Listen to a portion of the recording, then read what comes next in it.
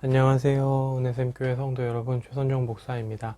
오늘은 1월 28일 출애굽기 30장부터 32장까지를 함께 살펴보도록 하겠습니다. 그러면 바로 1단계 본문 내용 파악하기를 시작하도록 하겠습니다. 1단계 본문 내용 파악하기를 모두 마쳤습니다. 오늘도 따로 질문거리는 만들지 못해서 바로 4단계 본문 묵상하기로 넘어가도록 하겠습니다. 4단계 본문 묵상하기까지 모두 마쳤습니다. 이제 마지막 5단계 적용하기인데요. 저는 오늘 두 부분을 좀 많이 묵상을 하게 됐습니다. 먼저는 30장 32절과 33절인데요. 하나님께만 올려드리는 거룩한 향 기름을 만드는 것에 대한 그 맥락 속에서 나오는 얘기입니다. 이 방법대로 이와 같은 것을 만들지 말아라 라고 얘기를 합니다. 하나님께 드려지는 목적 외에 너희가 이 똑같은 방법으로 너희를 위하여 만들지 말라 라고 얘기를 하시죠. 이것을 만드는 모든 자와 이것을 타인에게 묻는 모든 자는 그 백성에서 끊어지리라 라고 얘기를 하십니다. 예전에 제가 정말 존경하는 한 목사님이 저한테 그런 얘기를 하신 적이 있거든요. 제가 신대원 들어가기 전이었던 것 같아요. 신대원 들어가기 전에 신대원에 대해서 좀 고민할 때 저한테 이런 얘기를 해주셨습니다. 요즘은 예수가 되려는 사람이 참 많다라고 얘기하셨습니다. 요즘은 이라는 표현이 이제 좀 더 요즘은 이라는 표현은 없었던 것 같기도 하고요. 그러니까 예수가 되려는 사람이 참 많다라는 얘기를 하셨거든요. 그러면서 우리는 예수님이 될 수 없는데 자꾸 예수님이 되려고 한다. 그래서 문제가 생긴다. 이런 얘기를 하셨는데 그때는 사실 그 말씀이 무슨 말인지 다 이해를 못했던 것 같아요. 그때는 그냥 속으로 우리가 예수님의 성품을 닮아가고 예수님처럼 성화되어 가는 게 우리가 가야 될 바 아닌가? 결코 완벽해질 수 없다 하더라도 예수님을 닮아가려고 하고 예수님이 되려고 하는 그런 게 정말 잘못된 건가 라는 생각을 했는데 오늘 이 말씀을 읽으면서 그때 해주셨던 말씀이 다시금 생각이 나면서 이게 이런 의미였구나 라는 생각이 드는데 오늘 본문을 보면 하나님을 위한 무언가를 사람이 누리지 말라라고 얘기를 하는 거죠. 하나님의 어떤 권위에 합당한 것, 하나님의 어떤 권리에 합당한 것을 사람이 취하지 말아야 한다라는 거죠. 그러니까 하나님의 자리에 사람이 앉아서는 안 된다 이런 얘기를 하고 싶은 겁니다. 처음에 아담과 하와를 생각해 보면 선과 악을 알게 하는 열매를 보고 보암직도 하고 먹음직도 했고 그걸 먹으면 내 눈이 밝아져서 하나님과 같이 될 거라는 그 욕심에 넘어진 거죠. 그 교만 때문에 넘어진 겁니다. 결국 최초의 원죄라는 것도 내가 하나님처럼 되고 싶다라는 교만에서 비롯된 거였죠. 근데 지금 여기서도 이런 걸 얘기합니다. 하나님께만 드려져야 되는 그 합당한 것을 사람이 받을 경우에는 그 사람은 백성에서 끊어질 거다 라고 얘기를 하는 거죠.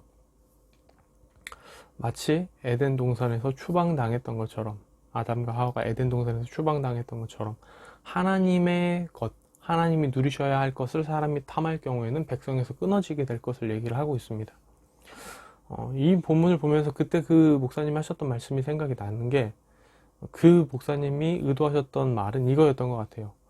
그러니까 우리가 성화의 삶을 위해 예수 그리스도의 성품을 닮아가는 그런 걸 얘기하는 게 아니라 사람들이 자꾸 예수님이 앉으셔야 할 자리에 앉고 싶어 한다는 거죠. 예를 들자면 교회의 머리는 예수 그리스도시죠. 근데 자꾸 예수님이 계셔야 할 그 자리에 예수님이 받으셔야 할 그 권위에 예수님이 받으셔야 할 그 권리를 사람이 자꾸 차지하려고 하는 그런 것들을 얘기를 하셨던 것 같아요. 사람이 교회의 주인이 되어서 교회를 좌지우지하려는 그런 모습들, 예수님의 자리에 자기가 앉으려고 하는 것들, 자기가 예수님인 양 무언가 그런 권위를 가지고 자꾸 무언가를 하려고 하는 것들. 사람은 확실히 예수님이 될 수가 없죠. 우리는 사람일 뿐입니다. 예수님은 완전한 사람이시자 동시에 완전한 하나님이셨죠. 하나님의 권능이 있으시고 하나님의 권리가 있으십니다. 교회의 머리는 사람이 될 수 없습니다. 예수 그리스도여야 하죠. 그래야 그게 교회입니다. 그런데 뭔가 예수 그리스도의 능력도 없고 예수 그리스도의 성품도 없는, 될 수도 없는 사람이 예수 그리스도의 위치와 그 자리에 앉아서 그 권리와 그것을 누리려고만 한다면 당연히 문제가 생기겠죠. 그런 것을 얘기를 하셨던 것 같아요. 예수님, 내가 예수님처럼 되서 그 자리에 앉아서 뭔가 좌지우지하고 무언가 내가 무언가를 소유한 것처럼, 내가 무언가 대단한 것이 된 것처럼 그렇게 하는 것을 이제 경계해야 되는 것을 얘기를 하셨던 것 같은데, 이제야 이제 그 분이 하셨던 말씀이 완전히 다 이해가 되는 것 같아요. 오늘 본문도 보면서 그런 생각들을 하게 됩니다.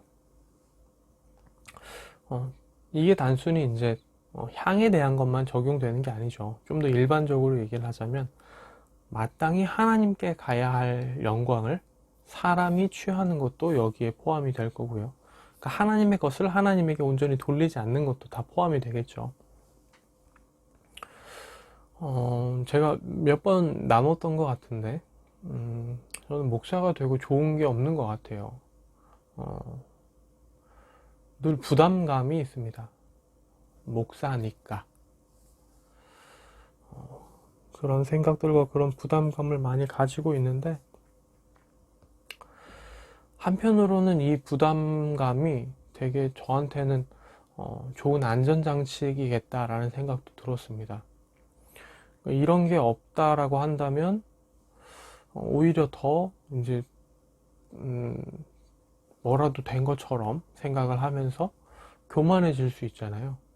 하나님이 마땅히 받으셔야 할 것을 내가 취하려고 할 수도 있고, 하나님이 하신 일에 대해서 내가 한 것처럼 착각할 수도 있는데, 지금 제가 그런 부담감을 느끼고 책임감을 느끼는 것이 하나님이 나에게 허락하신 복이자 안전장치가 아닐까, 이런 생각들도 좀 해보게 됩니다. 이런 생각을 사실 제가 갖고 있으니까 더 하나님 앞에 좀 더 겸손할 수 있는 것 같아요. 사실 목사라고 하지만 아무것도 아니거든요. 똑같은 한 사람의 성도일 뿐이고 똑같이 이 시대를 살아가고 있는 한 사람의 사람일 뿐입니다. 아무것도 특별한 게 없어요. 그냥 하나님이 주신 소명에 따라 하는 일의 종류만 조금 다를 뿐이죠. 그러니까 하나님이 저를 이 일에 부르셨을 뿐입니다. 소명, 이 일에 대한 소명이 있을 뿐이지 남들과 다른 특별한 비범함이 있는 건 아니거든요. 그렇기 때문에 더 하나님의 것을 온전히 하나님에게만, 하나님이 받으셔야 될 찬양과 하나님이 받으셔야 할 어떤 영광을 목사가 중간에서 가로채지 않도록 계속 조심하는 것, 이게 제가 지금 본문을 묵상하면서 가장 많이 들었던 생각인데, 그러기 위해 지금처럼 계속 부담감을 가지고, 목사라는 어떤 부르심에 대해서 부담감을 가지고 이것을 이용해서 내가 무언가 누리거나 무언가 얻어내려고 하기보다는, 내가 무언가 더 이것으로 인해 풍요로워지려고 하기보다는 더 제 자신을 낮추고 하나님과 사람들 앞에서 낮추고 좀 더 하나님과 사람들을 섬기기 위해 무엇을 할 수 있나 고민을 하는 내가 되면 좋겠다, 이런 적용들을 하게 되고요. 두 번째는 32장 1절부터 나오는 6절까지의 단락인데요. 여기를 보면 이제 잘 아는 교회를 오래 다니신 분들에게는 익숙한 금송아지를 이제 새로 만드는 본문입니다. 1절을 보면 이렇게 얘기를 해요. 백성이 모세가 산에서 내려옴이 더딤을 보고, 모세가 산에서 내려옴이 더딤을 보고. 이제까지 모세를 통해 하나님의 임재가 강하게 나타났습니다. 모세를 통해 하나님의 능력을 계속해서 체험했죠. 만나를 하나님께서 주셨고요. 모세의 손을 통해 홍해가 갈라졌습니다. 이들은 모세라는 매개를 통해 하나님을 경험해 왔습니다. 그런데 모세가 자신들을 오래 떠나 있는 거죠. 불안해지는 겁니다. 모세가 사라진 건 아닐까? 우리를 인도하여 내고 뭔가 하나님의 어떤 영광을 경험하는 매개체로서 우리를 위해 존재했는데 그 존재가 사라진 것만 같은 겁니다. 불안하고 막막하고, 그러니까 이들은 그 불안감을 해소하기 위해 하나님과 자신들의 어떤 관계를 이어주는 매개체가 필요하다고 생각을 해서 그 매개체로 지금 하나님의 형상이라 치고 금송아지 우상을 만들게 되는 겁니다. 그 금송아지 우상이라는 매개체를 통해서 하나님께 나아가고자 하는 거죠. 참 안타까운 일입니다. 여기도 보면은 이 금송아지를 만든 게 다른 신을 섬기기 위한 게 아닙니다. 6절도 보면, 4절에서도 보면 애굽 땅에서 인도하여 낸 너의 신이다 라고 얘기를 할 뿐만 아니라 5절도 보면요, 내일은 여호와의 절일이니라 라고 얘기를 합니다. 여호와의 절일. 그러니까 지금 이 금송아지를 만들었지만 이들은 지금 이 금송아지를 가지고 여호와께 예배하고 있다라고 착각하고 있다는 거죠. 인간적으로 생각을 해보면 이들의 불안감과 그 불안감을 해소하기 위한 어떤 이러한 방법이 조금 이해는 갈 수 있습니다. 얼마나 불안했으면 이제까지 매일같이 하나님의 임재를 경험하고 모세라는 그 매개체를 통해서 하나님을 바라보던 자들이 그게 없어졌을 때 느끼는 어떤 상실감과 두려움, 인간적으로 조금은 이해가 될 수 있습니다. 하지만 용납될 수는 없는 일이죠.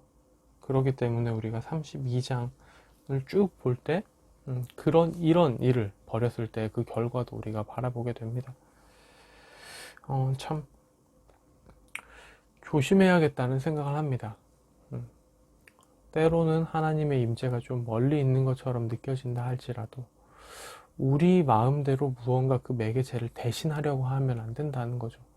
때로는 우리 삶에서 하나님이 좀 멀리 계신다고 느껴진다고 해서 그렇다고 내가 내 힘으로 무언가를 막 하려고 다른 우상을 만들어서는 안 되는 거죠. 또 그리고 이 본문을 보면서 그런 생각도 들었습니다. 당시 사람들은 모세라는 매개체가 없었을 때 굉장히 불안해하고 우왕좌왕하죠. 하지만 우리에게는 하나님께 나아갈 수 있는 영원하고 완전한 매개체가 이제 주어졌습니다. 예수 그리스도죠. 우리는 예수 그리스도를 통해 이제 완전하신 하나님께 직접 나아갈 수 있게 되었습니다. 예수 그리스도가 계시기 때문에 우리는 예수 그리스도의 이름으로 하나님께 기도할 수 있죠. 하나님 위에 나아갈 수 있고 어그러졌던 관계 또한 예수 그리스도의 보혈로 인해 회복이 되었습니다. 우리가 예수 그리스도가 계시기 때문에 이 매개체 중간자에 대한 부재로 인한 두려움을 느낄 필요가 없어졌죠. 그래서 이 본문을 통해서 저는 오늘 또 두 가지 적용을 잡게 됐는데, 첫 번째 적용은 하나님의 임재가 나와 좀 멀리 떨어진 것 같더라도, 이제는 더 이상 하나님의 임재가 그렇게 깊이 느껴지지 않더라도 이건 단순히 일시적인 문제일 뿐이며, 그렇다고 해서 나 스스로 이 불안감을 해소하기 위한 우상을 따로 만들어서는 안 되겠다 라는 생각을 하게 됐고요. 구체적으로 본다면 내 힘으로 무언가를 하려고 하나님을 저버리는 그런 게 되겠죠.